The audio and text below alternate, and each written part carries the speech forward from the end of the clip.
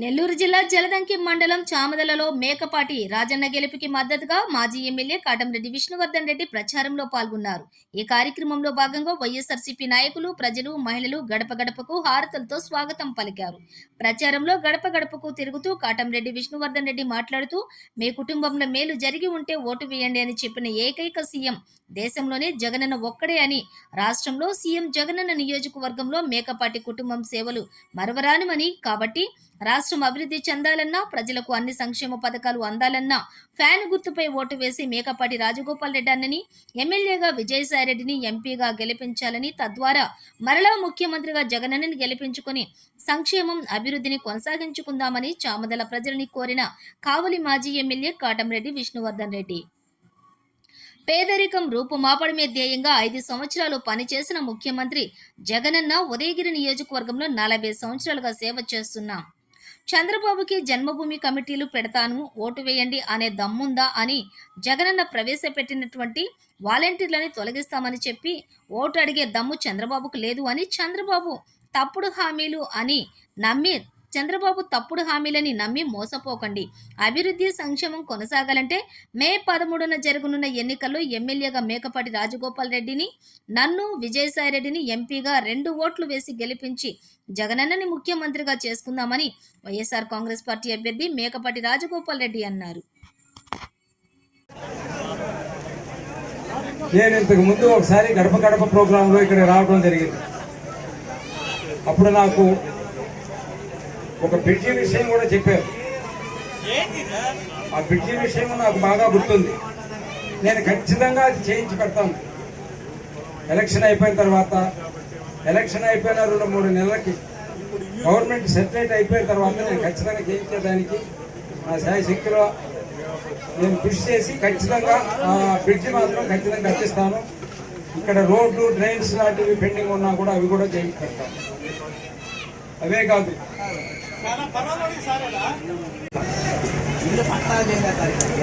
అవి కూడా దేవుడు మాన్యాన్ని మనం ఆ రోజు బలవంతంగా ఇచ్చేసాం. దాన్ని కన్వర్ట్ చేసి అసైన్ చేయాలా, మనకు పట్టాలు ఇవ్వాలంటే ఏదో నాలెడ్జ్ లేదు. 15 సంవత్సరాల నుంచి మా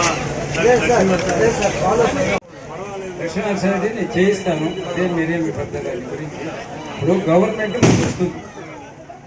వైఎస్ జగన్మోహన్ రెడ్డి ముఖ్యమంత్రి అవుతున్నారు. వైఎస్ జగన్మోహన్ రెడ్డి ముఖ్యమంత్రి అవుతున్నారు అంటే మనందరూ కృషే. ఆయనకు మనం కృషి చేసి ఆయన ఆ స్థానంలో కూర్చోబెట్టినప్పుడు మనకు అసైన్మెంట్ కానీ, మనకు రోడ్డు కానీ, డ్రైన్స్ కానీ అన్నీ ఖచ్చితంగా వస్తాయి. ఇప్పించే బాధ్యత నాది. తర్వాత జగన్మోహన్ రెడ్డి ఆ పథకాలు కూడా ఇప్పటివరకు ముఖ్యమంత్రి పెట్ట జగన్మోహన్ రెడ్డి పథకాలన్నీ కూడా దేశంలోనే ఎవరు పెట్టిన పథకాలు పెట్టారు. ఒక రకంగా ప్రతి ఫ్యామిలీకి అంతే విధంగా పెట్టి అందరినీ కాపాడుకుంటూ వస్తున్నారు. రేపు జరిగే ఎలక్షన్లో వచ్చే నెల 13వ తేదీ ఎలక్షన్ జరగబోతున్నాయి. ఆ ఎలక్షన్లకు ముందు మీకు మన అపోజిషన్ వాళ్ళు వస్తారు. అపోజిషన్ వాళ్ళు వచ్చి ఓటుకు 1000, 2000, 3000 ఇస్తాము, మాకేంటి అని అడగడం జరుగుతుంది. ఖచ్చితంగా పొరపాటు అటువంటి దానికి ఏమాత్రం లోబడి ఏదన్నా పొరపాటు చేసినారు అంటే మనకి ఏ పథకాలు ఉండవు.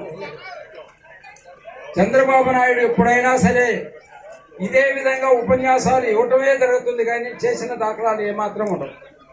జగన్మోహన్ రెడ్డి ఏది చెప్పినా ఖచ్చితంగా చేశాడు. ఈ 5 సంవత్సరాలు జరిగిపోయిన 5 సంవత్సరాలు చేశాడు. ఆయన ఒకటే మాట చెప్తున్నాడు, నేను కానీ మీకు సహాయం చేస్తుంటేనే నాకు ఓట్లేయండి, లేకపోతే వద్దు అని చెప్పగలిగిన ధైర్యం గల ముఖ్యమంత్రి ఒక్క జగన్మోహన్ రెడ్డి. దేశంలో ఆ మాట చెప్పగలిగిన వాళ్ళు 5 సంవత్సరాలు అయిన తర్వాత ప్రజల దగ్గరికి పోయి ప్రజల్ని అడగండి ఏ విధంగా ఉందో అని చెప్పగలిగే ముఖ్యమంత్రి కానీ, పోయే ఎమ్మెల్యేలు కానీ ఎవరూ ఉండరు. ఇవన్నీ నేను మా అన్నగారు 40 సంవత్సరాల క్రితం రాజకీయాల్లోకి వచ్చినప్పటి నుంచి చూస్తున్నాను. నేను ఏ ముఖ్యమంత్రి కూడా ఆ విధంగా చెప్పిన దాఖలాలు లేవు, పోయిన ఎమ్మెల్యేలు కూడా ఎవరు లేవు. కాబట్టి ప్రతి ఒక్కరు గమనించండి, మనకి ఈ పథకాలు ఎట్టే కంటిన్యూ కావాలంటే జగన్మోహన్ రెడ్డి రావాలి. ఖచ్చితంగా నేను ఎమ్మెల్యేగా నిలబడుతున్నాను, విజయసాయి రెడ్డి గారు ఎంపీగా. మేమిద్దరం గెలిచిన రోజు జగన్మోహన్ రెడ్డి ముఖ్యమంత్రి అవుతారు. ఆయన ముఖ్యమంత్రి అయిన తర్వాత నేను వేణుగోపాలపురం సంబంధించిన ఏ పని కూడా పెండింగ్ లో పెట్టకుండా నేను ప్రతి పని చేయించి పెడతాను, నన్ను నమ్మండి. పేదవాడిని ఆదుకున్న ఏకైక వ్యక్తి రాజశేఖర రెడ్డి అయితే రాజశేఖర రెడ్డి తనయుడు జగన్మోహన్ రెడ్డి.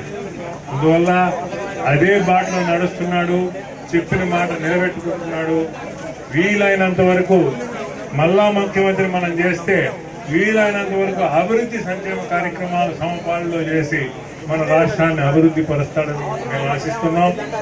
మీరందరూ ఫ్యాన్ గుర్తు మీద విజయసాయి రెడ్డి గారికి పార్లమెంటుకు, శాసనసభ్యత్వానికి మన రాజగోపాలన్నకు ఇద్దరికి ఫ్యాన్ గుర్తు మీద ఓటేసి గెలిపించాలి.